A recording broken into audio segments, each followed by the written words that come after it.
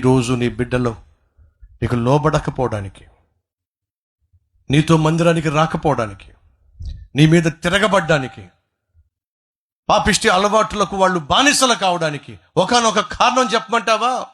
మోకరించి ప్రార్థన చేయాల్సిన నువ్వో మోకరించడం మానేశావు. పాపిష్టి క్రియలు, పాపిష్టి అశాంతి అసమాధానంతో కూడినటువంటి సైతాను తంత్రాలు నీ గృహంలో జ్వరబడుతున్నాయి. కారణం తెలుసా? ప్రార్థన చేయాల్సిన నువ్వు ప్రార్థన చేయలే. సియోను కుమార్తె, రేయి మొదటి జామున నీవు లేచి నీళ్లు కుమ్మరించున్నట్లు నీ పసిపిల్లల కొరకు దేవుని సన్నిధిలో కన్నీళ్లు కార్చు.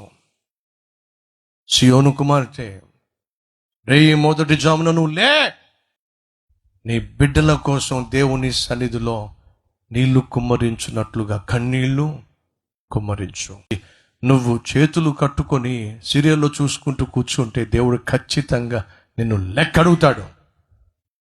ఎందుకు నీ కొడుకు కోసం, నీ కూతురు కోసం రేయి మొదటి జామున లేచి ప్రార్థన చేయలా?